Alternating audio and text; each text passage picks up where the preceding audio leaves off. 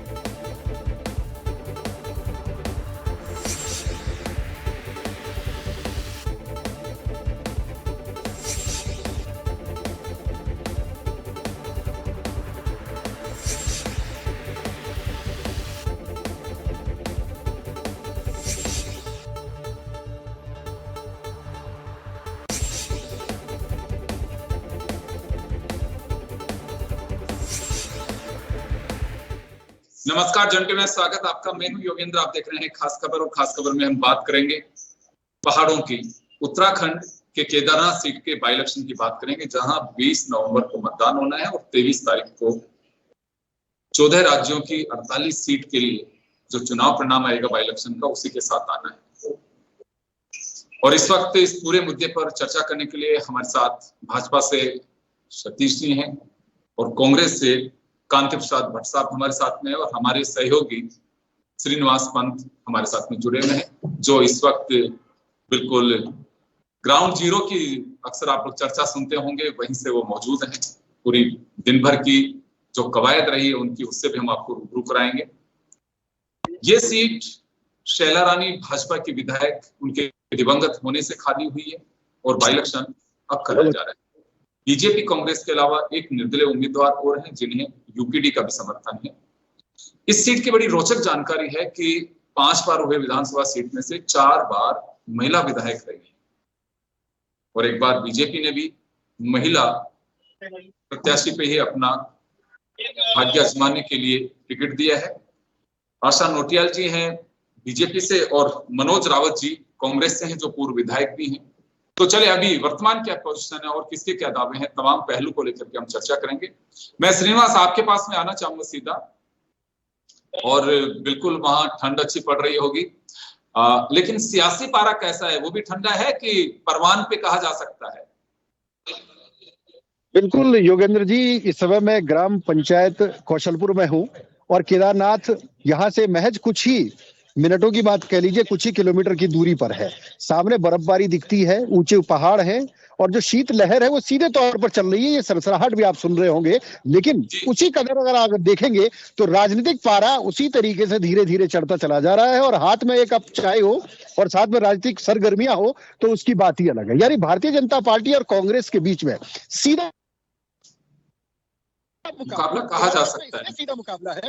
खासतौर पर जब बद्रीनाथ के हाथ से गई है तो उसके बाद केदारनाथ पर कांग्रेस की ज्यादा निगाहें टिक गई है। अगर केदारनाथ में कांग्रेस अपनी जमीनें चढ़ाना चाहती है ताकि इसका सीधा असर तो हो सकता है, इसमें नींव डालने के लिए मिल सके।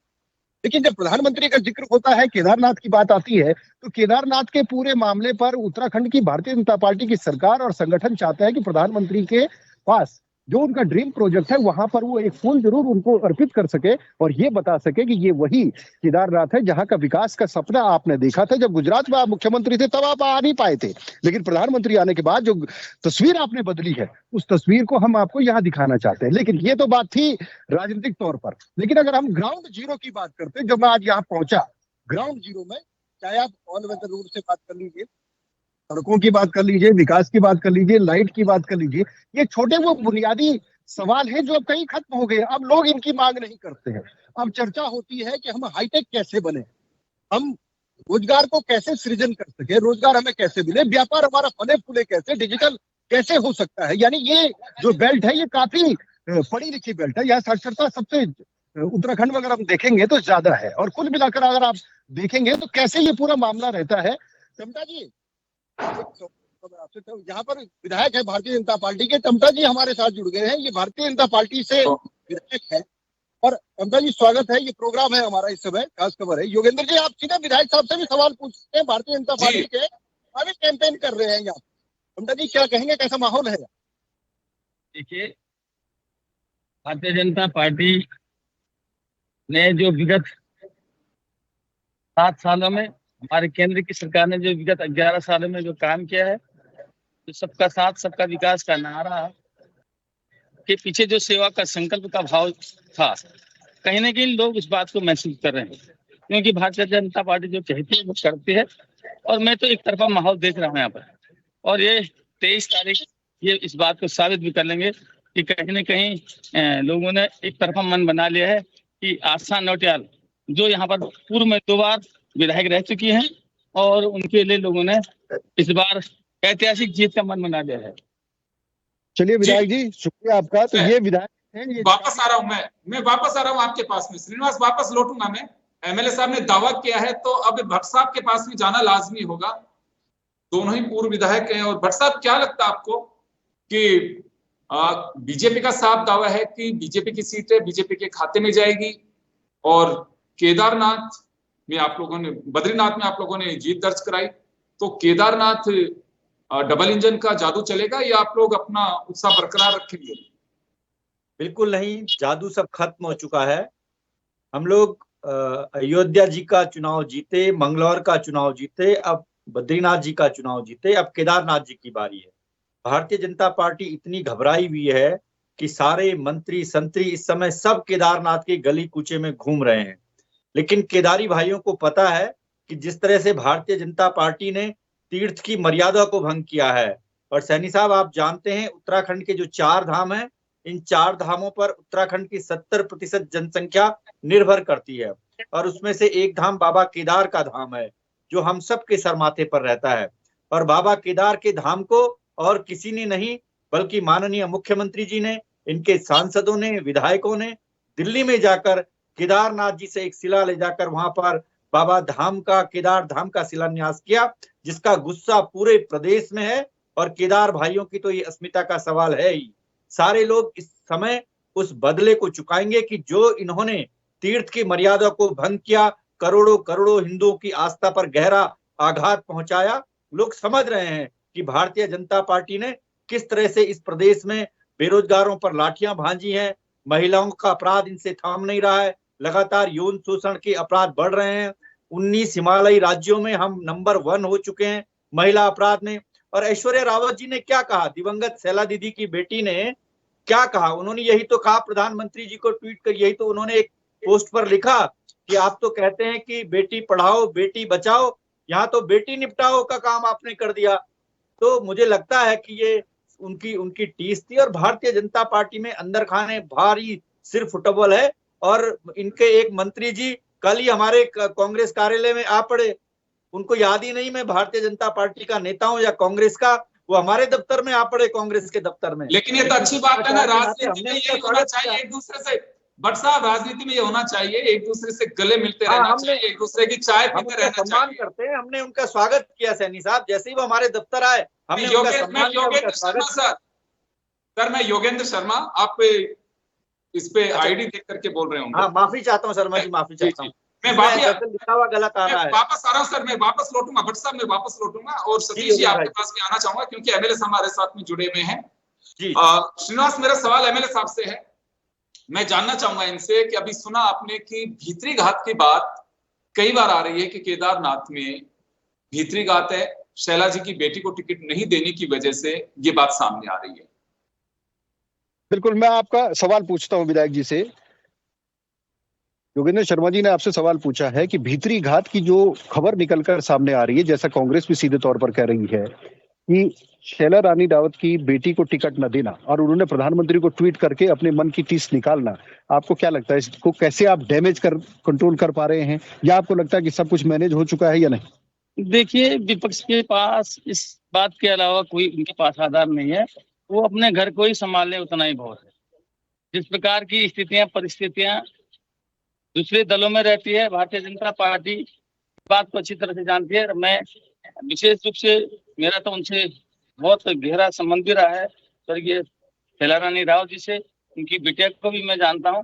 कहीं भी इस प्रकार की बात नहीं है, चाहे कुलदीप रावत जी हो, चाहे ऐश्वर्या रावत हो, चाहे जितने भी यहाँ पर प्रत्याशी हैं, एकजुट होकर के और पूरी ताकत के साथ भारतीय जनता पार्टी की उम्मीदवार आशा नौटियाल जी के साथ है।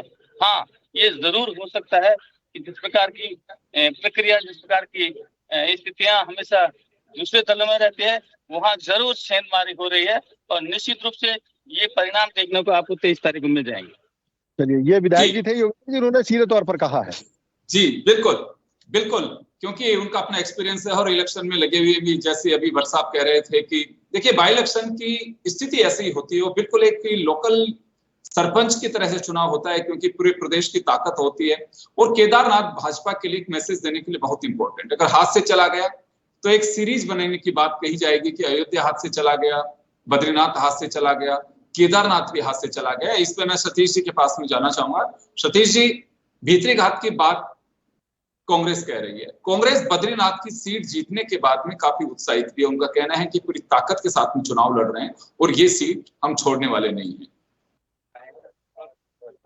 देखिए, पहले तो सभी को देव दीपावली की हार्दिक शुभकामनाएं और गुरु नानक देव के प्रकाश पर्व की हार्दिक शुभकामनाएं।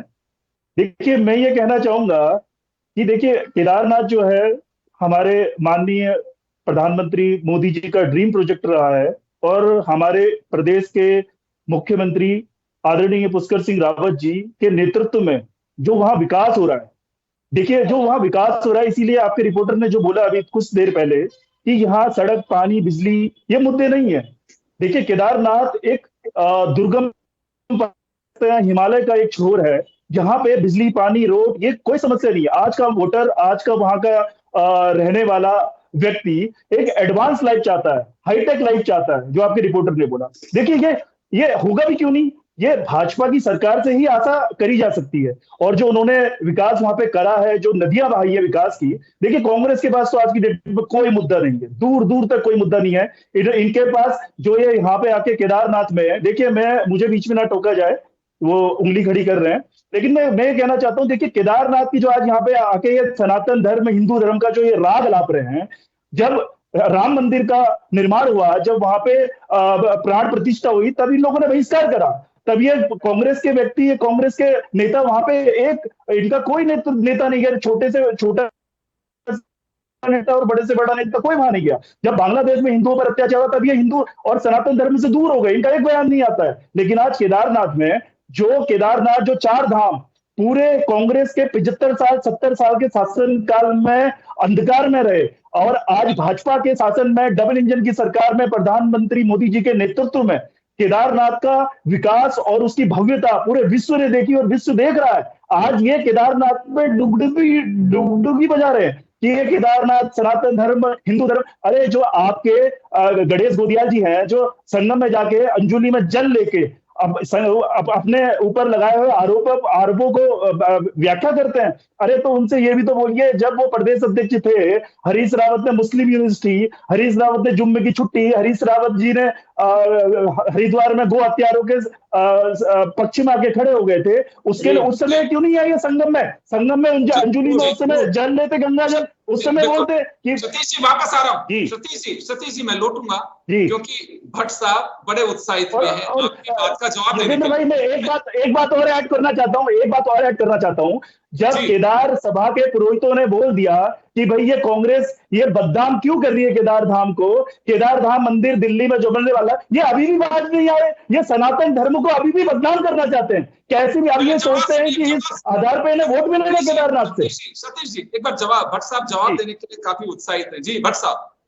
शर्मा जी, सतीश भाई को पता नहीं है शायद कि इन्हीं के राज में भगवान केदारपुरी से, केदारनाथ जी के गर्भगृह से सोना चोरी हो गया। नहीं है, कोई सोना चोरी नहीं हुआ, कोई सोना चोरी नहीं हुआ, सोना चोरी नहीं हुआ। सतीश जी मैं टाइम दूंगा आपको, टाइम दूंगा। नहीं, आपकी जानकारी अधूरी है,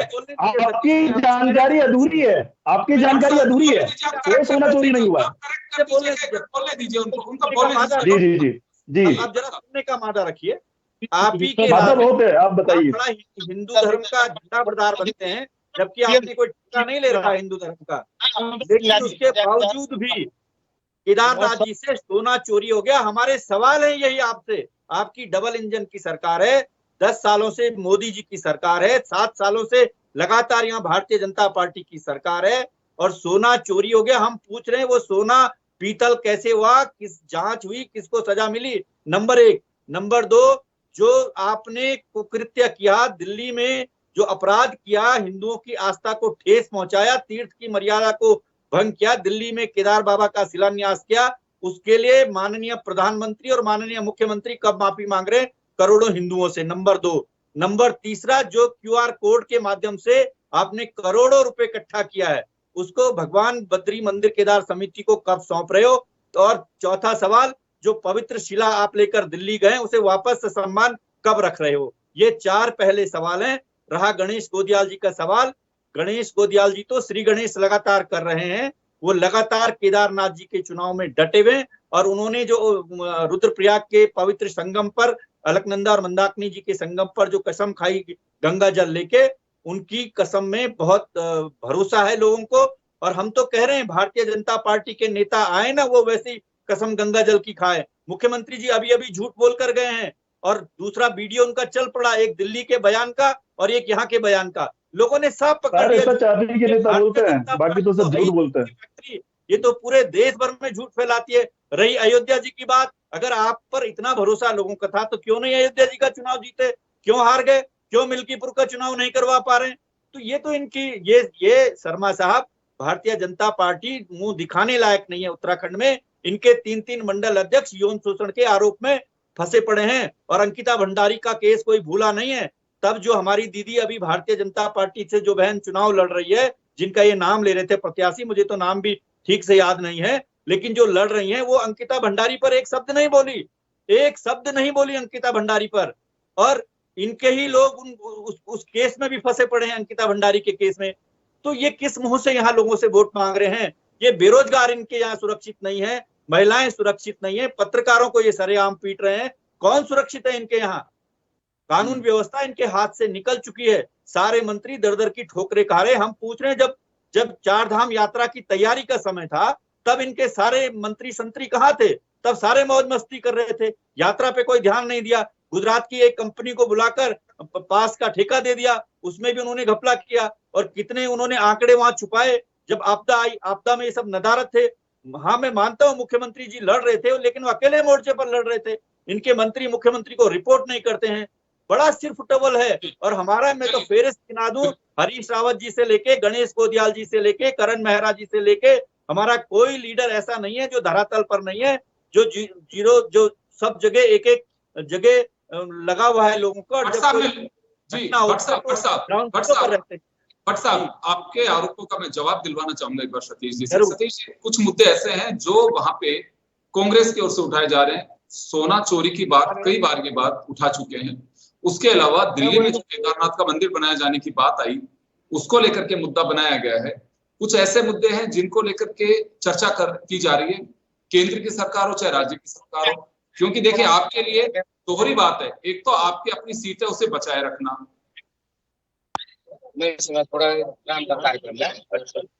जी सतीश जी, जी देखिए, आप मुझे सुन पा रहे हैं? बिल्कुल सुन पा रहे हैं। एक तो मुद्दे जो हैं इन्होंने आरोप लगाए हैं, और दूसरा यह है कि आपके लिए दोहरी चुनौती है, सीट आपकी है, आपको बचाए रखना है इससे। देखिए, ये जो विपक्ष है, इनके पास कोई मुद्दे रहे नहीं है, सारे के सारे मनगढ़ंत मुद्दे हैं। अरे मैं बता तो रहा हूँ साहब, आप इंतजार तो करिए, सुनिए तो सही। सुनिए तो सही, इनके जवाब दीजिए। अरे तो सुनिए तो सही, आप सुनिए तो सही। आपने गिनाया तो मैं भी तो जवाब दे रहा हूँ आपको। देखिए, ये सब मनगढ़ंत कहानियां हैं। ना कोई सोना चोरी का है, ना कोई केदारनाथ धाम मंदिर निर्माण का वहां पे निर्माण हुआ है। देखिए, मुख्यमंत्री जी और हमारे शीर्ष नेतृत्व ने समय समय पर आकर सब विषयों पर, सब सब्जेक्टों पर स्पष्टीकरण दिया हुआ है, और बार बार वो पब्लिक डोमेन में वो उपलब्ध भी है। मेरे साथ जो प्रवक्ता है वो चाहे तो अभी भी यूट्यूब खोल के देख सकते हैं, और इनको भी पता है, वो जानकारी इनको भी है। दूसरी बात, देखिए, जो ये विपक्ष है, इन्होंने राम मंदिर के समय पे उसके निर्माण में इतने रोड़े अटकाए, वो सभी को पता है, और प्रत्येक सनातनी इस बात से अवगत है। और ये आज केदारनाथ पे आके हिंदू कोर्ट का ऑर्डर है, आपने थोड़े ही बनाया। अरे तो सर, आपने रोड़े क्यों अटकाए? सुप्रीम कोर्ट में जब ये केस चला था तो आपने रोड़े क्यों अटकाए? आपकी पार्टी के वकील वहां पर जाके क्यों पैरवी करते थे दूसरे पक्ष की? कोई रोड़ा नहीं, ये बताइए। शायद आपको आपको देखिए, मंदिर की पूरी कहानी पता नहीं है, पूरी कहानी देखिए, अरे आप पढ़ लीजिएगा, मैं पढ़ के आया हूँ, मैं पढ़ा है और पढ़ के भी आया हूँ। देखिए योगेंद्र भाई, मैं आपसे ये कहना चाहता हूँ, ये एक सनातन विरोधी और धर्म विरोधी विपक्ष है। इनका कभी भी सनातन के ऊपर कोई अस्तित्व, ये तो राम का अस्तित्व नहीं मानते थे। आज ये बाबा केदार, देखिए, ये एक महिमा ही होती है, केदारनाथ बाबा ने इनको सद्बुद्धि दी है, और आज ये सनातन के लिए लड़ रहे हैं, आज ये केदारनाथ धाम के लिए लड़ रहे हैं। देखिए, आज से पहले तो ये कभी नहीं लड़ते थे, ये बांग्लादेश के हिंदुओं के लिए कभी नहीं लड़े, इनका बयान नहीं आया। ठीक, ये झारखंड में सरकार में तो बांग्लादेश में अपराध हो रहा है, कनाडा में हिंदुओं पे अपराध हो रहा है, आप ही की सरकार में तो हो रहा है बॉस। देखिए, इनके पास मुद्दे नहीं है, ये मुद्दा विहीन है। इनके पास कोई भी मुद्दा नहीं है जो ये केदारनाथ का चुनाव लड़ सके। ये बस एक डुगडुगी जी, देखिए, ये डुगडुगी बजाते हैं बद्रीनाथ और मंगलोर के चुनाव को लेके। उसके बाद अगर ये केदारनाथ का चुनाव, ये केदारनाथ का सोना चोरी और ये मुद्दे होते तो ये पांचों की पांचों सीटें क्यों हार गए? इनसे पूछिए तो सही जरा, काहे तो मैंडेट जनता ने क्यों दिया इनको ऐसा मैंडेट? सतीश जी और भट्ट साहब, मैं रोकना चाहूंगा, मैं श्रीनिवास के पास में जाना चाहूंगा। श्रीनिवास, क्या लगता है वहां पे मुद्दों पे आधार बनाया जा रहा है चुनाव को, या फिर धर्म के इर्द गिर्द चुनाव चल रहा है? क्योंकि एक ऐसा धाम है यहाँ जो विश्व प्रसिद्ध मंदिर है, एक आस्था का केंद्र है, और दोनों ही तरफ से सनातन की बात भी की जा रही है। भीतरी घात पे कांग्रेस मान के चलती है कि भीतरी घात है, क्योंकि पूर्व जो विधायक जो दिवंगत हुई है अभी सिटिंग एमएलए थी, उनकी बेटी को टिकट नहीं देने की वजह से, तो ऐसा कुछ वहां एक्चुअल फैक्ट्स क्या है, आधार क्या है वहां पे चुनाव के इस वक्त जो मौसम बन रहा है उस पे? बिल्कुल योगेंद्र जी, देखिए अगर हम केदारनाथ विधानसभा उपचुनाव की बात करते हैं, ग्राउंड पर जो तमाम लोगों से हमने बातचीत की, तमाम लोगों को देखा, और जब हम चर्चा में शामिल हुए तो एक नतीजा निकल करके ये आया है कि लोग ये चाहते हैं सरकार भले ही भारतीय जनता पार्टी की हो, प्रत्याशी बीजेपी और कांग्रेस के बीच में कांटे की हो, टक्कर चल रही हो, लेकिन लोग ये चाहते हैं कि जो भी विधानसभा में जाए अपने क्षेत्र के ज्यादा से ज्यादा सवालों को उठाए। ज्यादा से ज्यादा सवाल उठाने का मतलब है क्योंकि केदारनाथ पर जो उत्तराखंड की आर्थिकी है, उस आर्थिकी को रीढ़ के तौर पर तब्दील करे। यहाँ के स्थानीय दुकानदारों को चारधाम यात्रा अगर सुचारू चलेगी, ऑल वेदर रोड अगर भारतीय जनता पार्टी की सरकार ने या केंद्र सरकार ने बनाया है, तो उसका लाभ तमाम लोगों को मिले और 12 महीनों मिले। वो यात्रा अव्यवस्थित ना हो, बल्कि वो व्यवस्थित होकर के मिले कि अभी केदारधाम अगर नहीं जा रहे तो शीतकालीन गद्दी में लोग दर्शन कर सके, उसके लिए तमाम व्यवस्थाएं हो।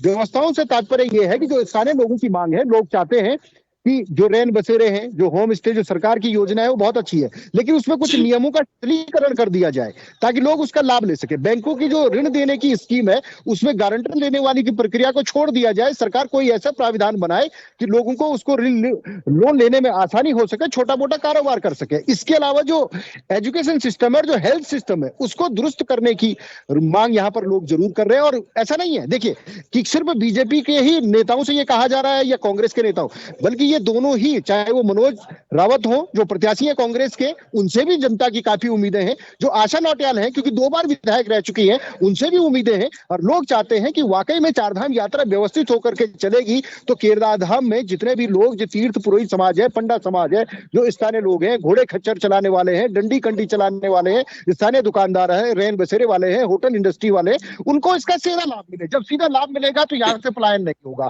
पलायन नहीं होगा तो लोगों की आर्थिकी मजबूत होगी। तो इसके लिए उम्मीदें दोनों ही दल से लोगों ने कर रखी है। अब देखना दिलचस्प होगा क्या वाकई में ये उम्मीद 20 तारीख को किस रूप में करवट कहां ले। बिल्कुल आप सही कह रहे हैं, ताकत दोनों तरफ से लगाई जा रही है। अहम सीट होती है, कोई भी बाई इलेक्शन होता है वो, या वैसे चुनाव ही होता है, और कोशिश भी पूरी की जा रही है। कमजोर दोनों में से फिलहाल कोई नजर नहीं आ रहा, ताकत पूरी लगाई हुई है। अब देखिए 20 तारीख को वोटिंग होगी और मतदाता किसे पसंद करते हैं। हम राजस्थान से बात कर रहे हैं, यहाँ एक बात कही जाती है कि देखना होगा कि ऊंट किस करवट बैठता है, यानी कि जिसकी तरफ ऊंट करवट लेता है उसको पॉजिटिव माना जाता है। यहाँ मुद्दों को आधार बनाया जा रहा है, सनातन का बोलबाला है, कई मुद्दे ऐसे हैं, विपक्ष के निशाने भी है, लेकिन वहां की जनता ये मान के चलती है कि दोनों ही अनुभवशील प्रत्याशी हैं, दोनों को असेंबली की नॉलेज है। लेकिन बस यही है कि मूक दर्शक बनकर के नहीं बैठे, वहां की जो जनता है उसकी आवाज को दबने ना दें, उसको बिल्कुल वहां पे मुखर होकर के बात उठाएं, तभी वहां सफलता होगी। खैर चलिए, सभी को बहुत बहुत शुक्रिया, और खास खबर में इतना ही। दीजिए इजाजत, नमस्कार। नमस्कार।